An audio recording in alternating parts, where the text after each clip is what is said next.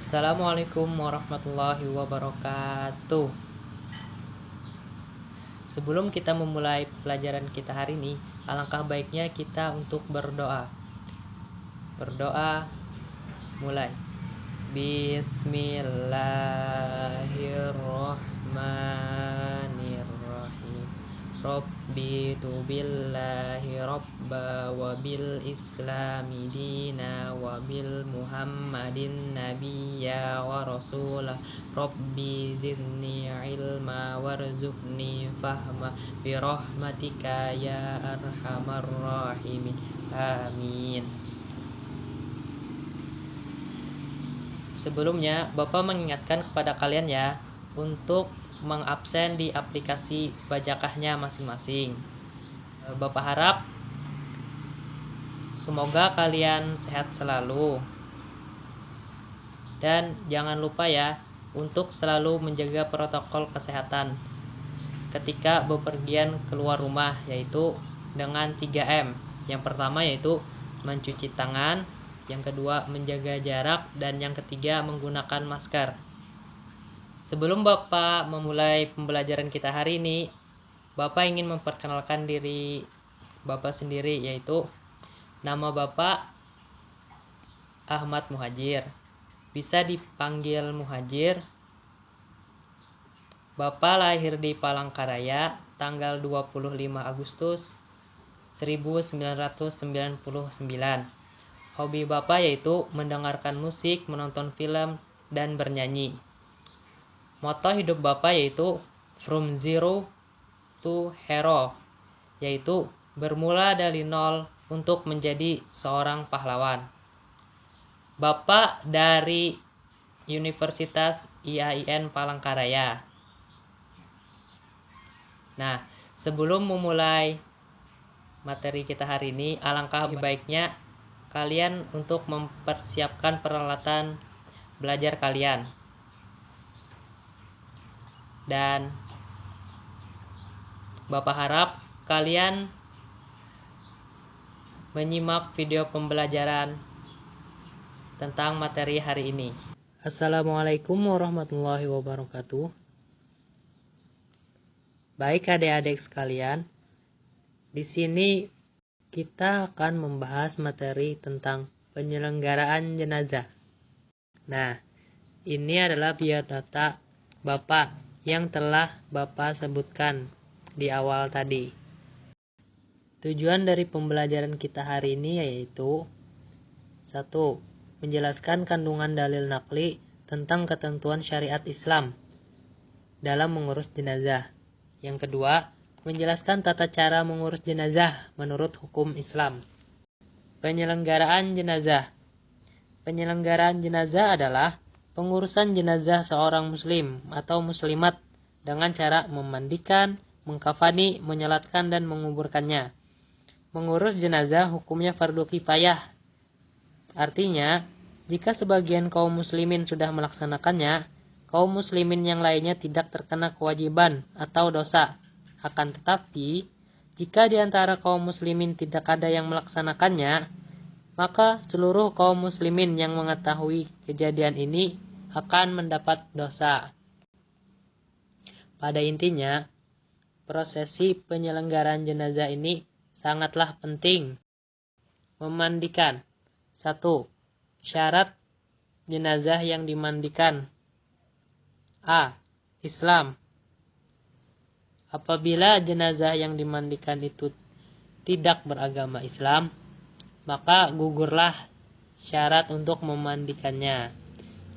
Yang B yaitu didapati tubuhnya walaupun hanya sebagian.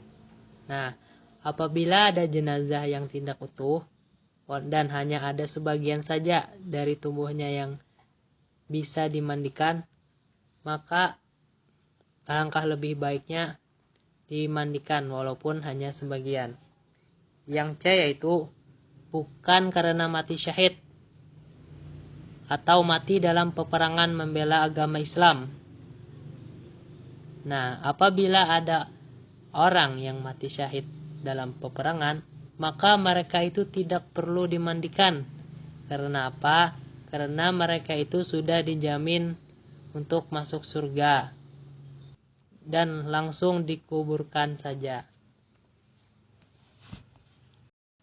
2. Cara memandikan jenazah. Yang A. Jenazah dibaringkan di tempat yang lebih tinggi, terhindar dari hujan, matahari, dan tertutup, tidak terlihat kecuali oleh orang yang memandikannya dan mahramnya saja. B. Jenazah ditutupi kain agar auratnya tertutup. C. Membersihkan kotoran dan najis yang melekat pada anggota badan jenazah. Mengeluarkan kotoran bagian dalam perut adalah dengan cara menekan bagian bawah perut dan mengangkat sedikit bagian kepala serta badan supaya kotoran yang mungkin ada di dalam perut dapat keluar. Yang D. Menyiram air ke seluruh badan secara merata dari kepala sampai ke kaki. Dilaksanakan 3 kali atau lebih dengan mendahulukan anggota badan sebelah kanan lalu bagian sebelah kiri. Yang E. Setelah semuanya bersih, mewudukan jenazah sebagaimana wudhu saat sholat. Yang terakhir, disiram dengan larutan kapur barus dan harum-haruman. 3. Orang yang berhak memandikan jenazah. Yang A. Keluarga yang mengetahui tata cara dan mampu memandikan jenazah. Nah, apabila dalam lingkungan keluarga kita ada yang mengetahui tata cara memandikan jenazah, maka dia berhak untuk ikut memandikan jenazah. Namun, apabila di dalam pihak keluarga tersebut tidak ada yang bisa dan tidak ada yang mengetahui tata cara memandikan jenazah, maka boleh diwakilkan melalui pengurus jenazah yang ada di masjid, musola, dan tempat lain sebagainya. Yang B. Jenis kelamin sama, yaitu jenis laki-laki dimandikan oleh laki-laki, sedangkan jenazah perempuan dimandikan oleh perempuan pula, kecuali suami istri atau mahram jenazah. C. Orang Islam yang berakal sehat dan balik. Apabila ada orang Islam yang berakal tapi tidak balik, maka dia tidak berhak memandikan jenazah.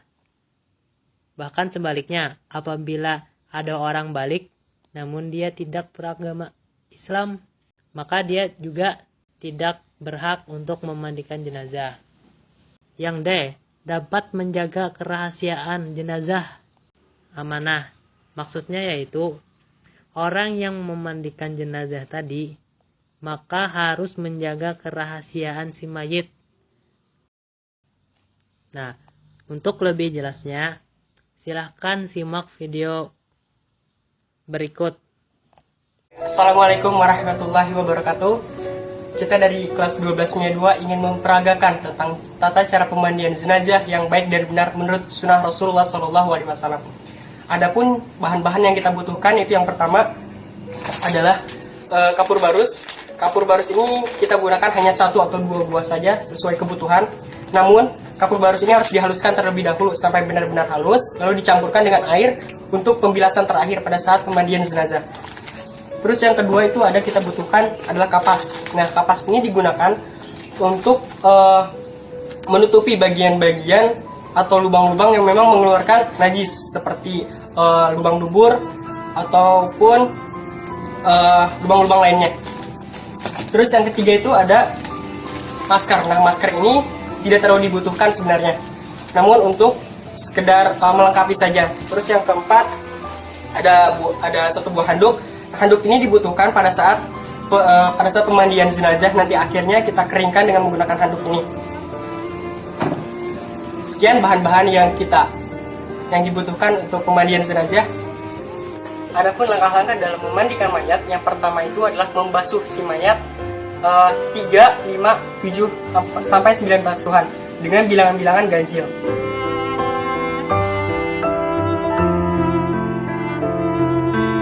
Setelah mayat dibasuh dengan hitungan ganjil, maka si mayat tersebut harus didudukkan dengan posisi tidak tegap duduk tapi hampir miring seperti ini, lalu diurut-urut perutnya secara halus sehingga semua kotoran yang ada di dalam diri si mayat itu keluar.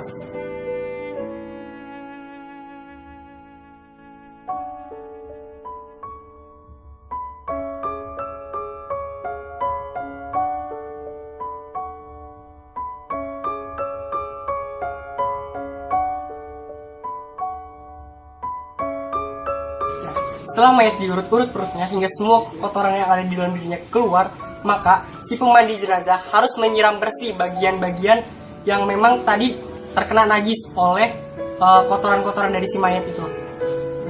Nah, setelah dibersihkan, maka si pemandi jenazah wajib mewudukan si mayat tersebut. Proses pewuduannya itu sama seperti proses wudhu waktu kita sholat.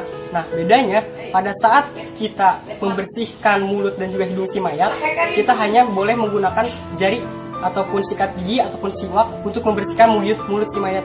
Dengan catatan tidak ada air yang dimasukkan ke dalam hidung maupun mulut si mayat. Jadi cukup dibersihkan bagian luarnya saja. Sedangkan proses-proses selanjutnya pada saat proses pewuduan si mayat ini berlaku sama seperti sholat fardu.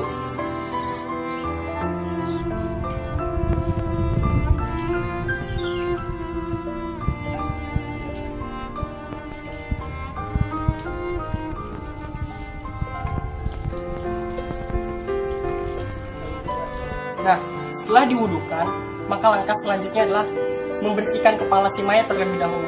Setelah kepala si mayat bersih, lalu kita membersihkan bagian sebelah kanannya terlebih dahulu dengan menggunakan yang pertama itu adalah sampo ataupun sabun.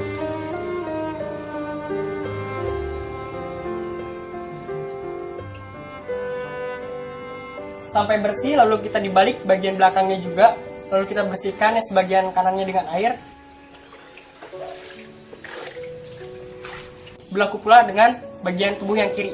Kita basuh dengan sampo ataupun sabun, belakangnya juga, lalu kita bersihkan. Nah, selanjutnya langkah keduanya itu hampir sama seperti langkah yang sebelumnya, namun perbedaannya adalah dengan yang pertama itu dengan menggunakan sampo ataupun sabun, sedangkan yang kedua ini adalah dengan menggunakan sabun sulfur, sehingga tubuh si mayat ini tampak bersih.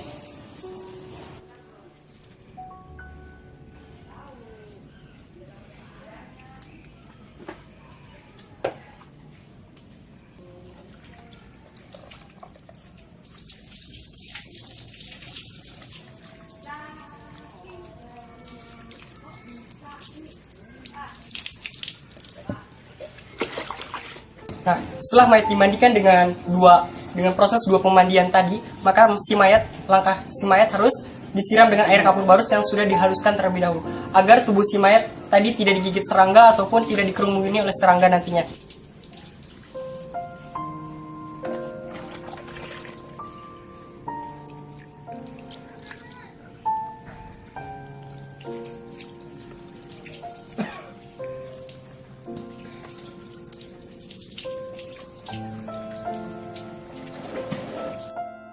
Nah, setelah dibasuh oleh air kapur barus yang sudah dihaluskan, maka selanjutnya adalah dengan cara mewudukan kembali tubuh si mayat sehingga dia dalam kondisi bersih.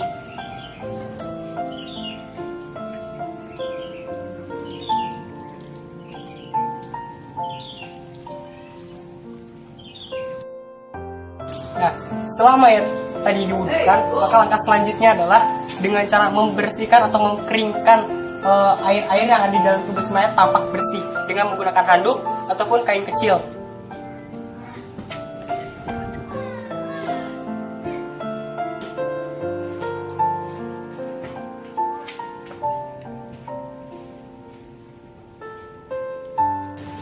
Setelah tubuh si mayat tadi kering, maka langkah selanjutnya adalah menyisirkan bagian kepalanya dengan sisir sehingga tampak rapi. Hal itu sesuai dengan sunnah Rasulullah SAW. Nah, sedangkan jika tubuh si mayat masih ada kuku-kuku yang panjang, maka sebaiknya kita potong terlebih dahulu, ataupun buku bulu-bulu ketiak itu wajib dipotong.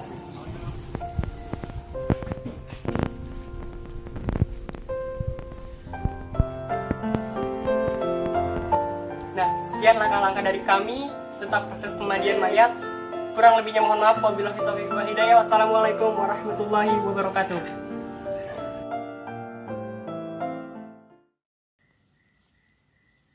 Nah, begitulah adik-adik tentang tata cara memandikan jenazah. Bapak harap setelah menyaksikan video tadi, kalian mulai paham tentang bagaimana cara memandikan jenazah.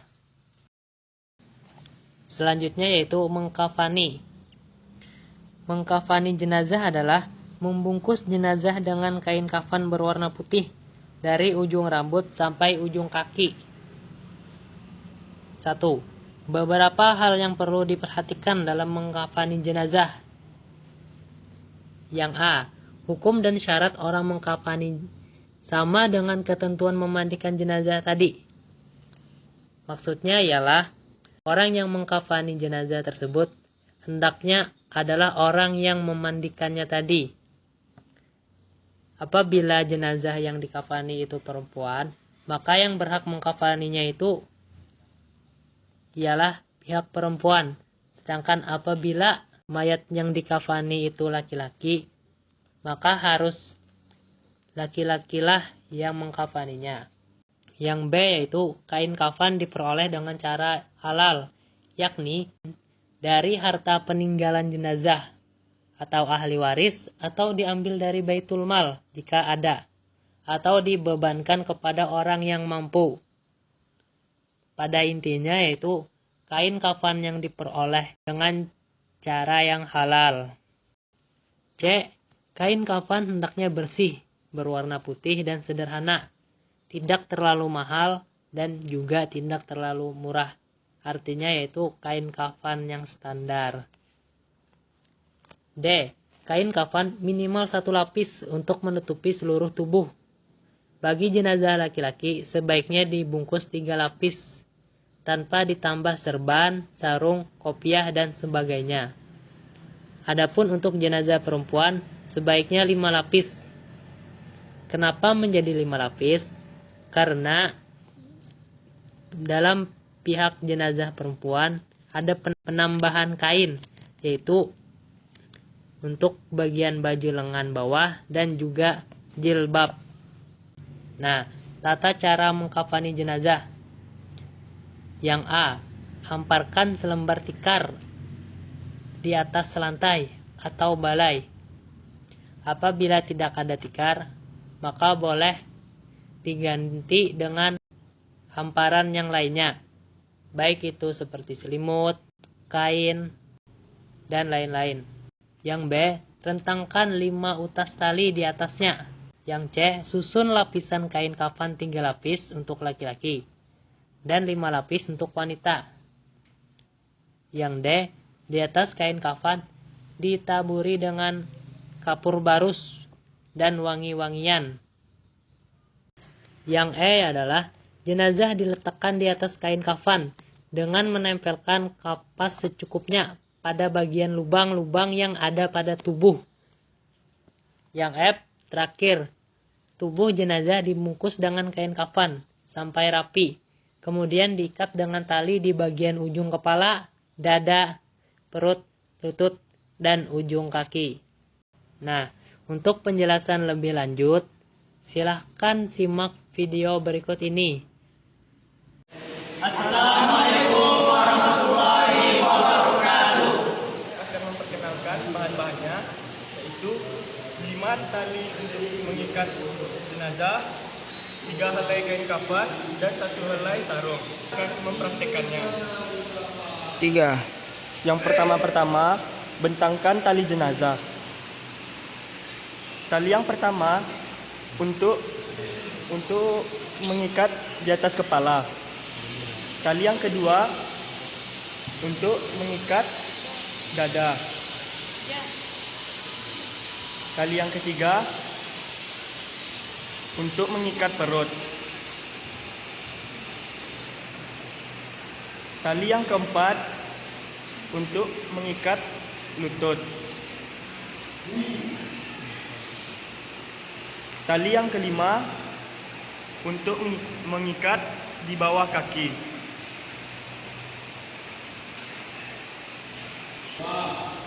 Selanjutnya, bentangkan kain kafan.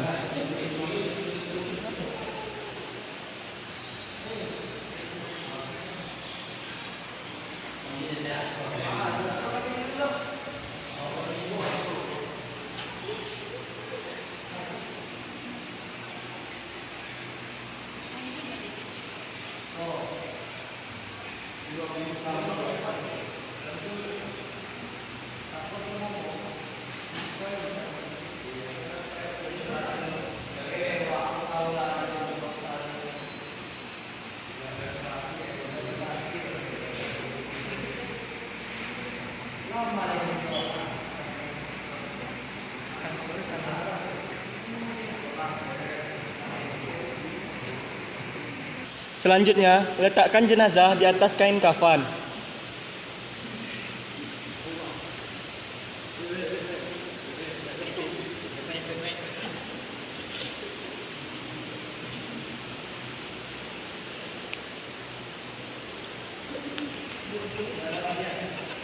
Selanjutnya, pasangkan sarung untuk menutup auratnya.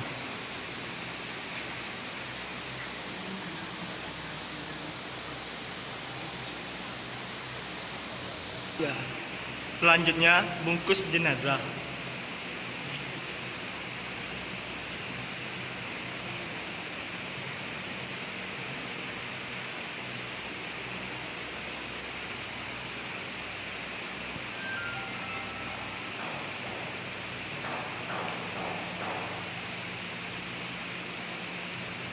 Tiga.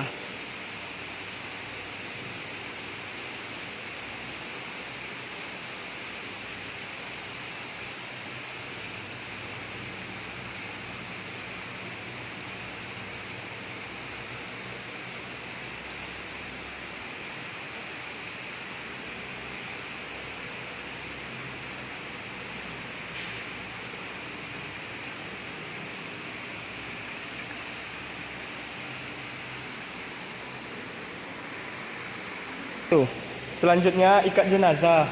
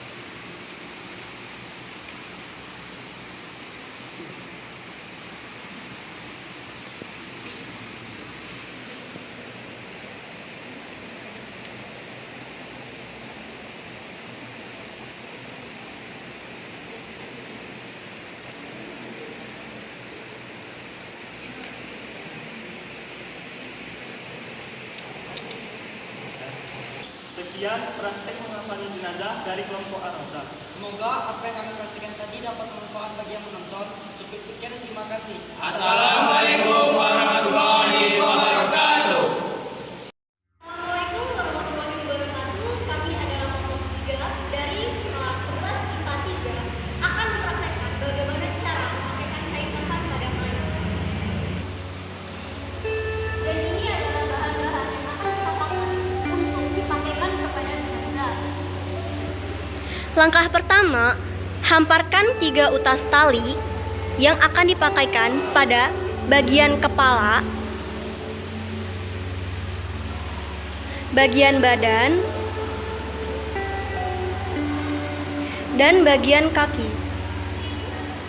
Tali harus berjumlah ganjil, yaitu 3, 5, atau yang berbadan besar akan memakaikan 7 helai kain. Langkah kedua, hamparkan kain basahan. Langkah kedua, hamparkan kain panjang di atas 3 utas tali.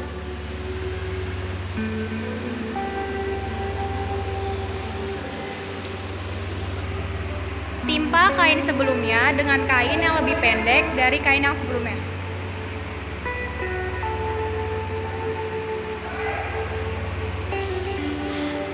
Lakukan hal yang sama seperti sebelumnya, yaitu hamparkan lagi helai kain.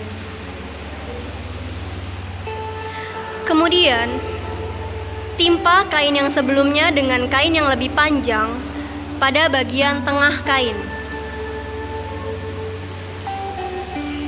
Selanjutnya, letakkan kain basahan pada bagian badan jenazah. Karena jenazahnya wanita, siapkan kerudung yang akan dipakaikan oleh jenazah.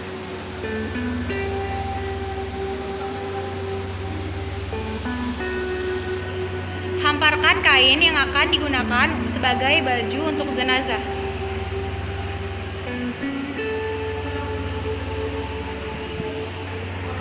Lalu, letakkan kain tersebut sebagai penutup alat kemaluan.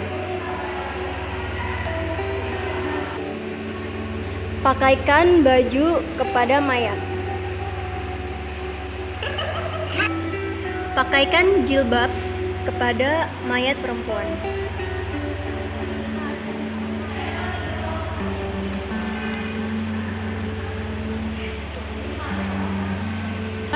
Kain tersebut. Gunakan kain tersebut untuk menutupi kemaluan jenazah.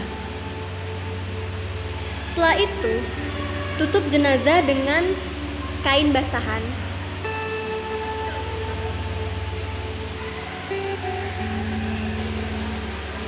Balut jenazah menggunakan kain dengan helai per helai.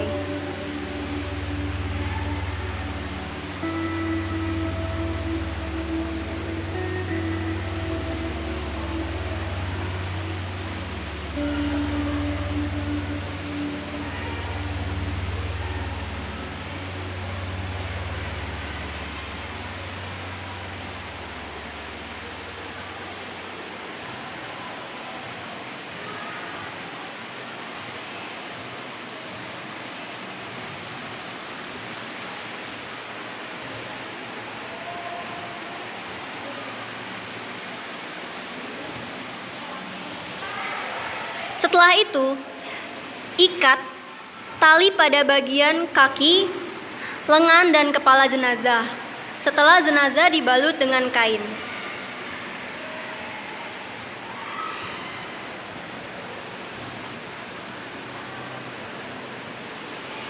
Baiklah, sekian dari kami. Kurang lebihnya mohon maaf. Wassalamualaikum warahmatullahi wabarakatuh. Terima kasih sudah menyaksikan video kami. Mohon maaf jika kami ada kurang atau ada kesalahan. Sekira-kiranya. Nah, begitulah tata cara mengkafani jenazah. Bapak harap kalian bisa mempraktekannya nanti di rumah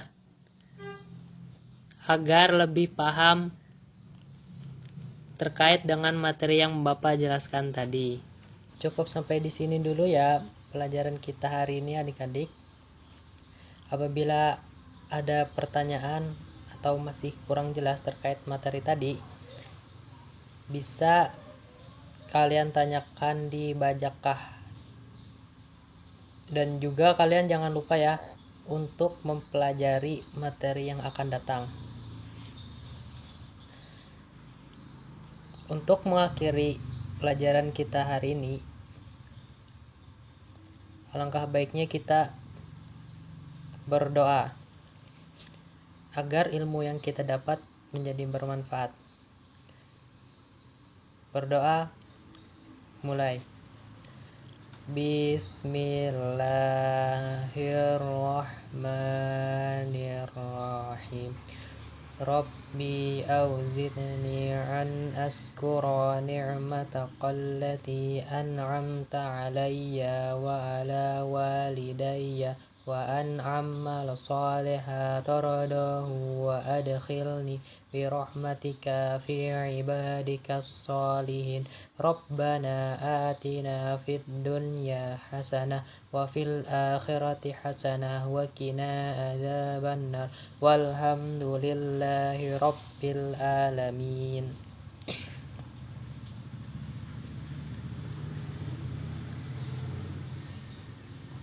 Terima kasih adik-adik atas pelajaran hari ini.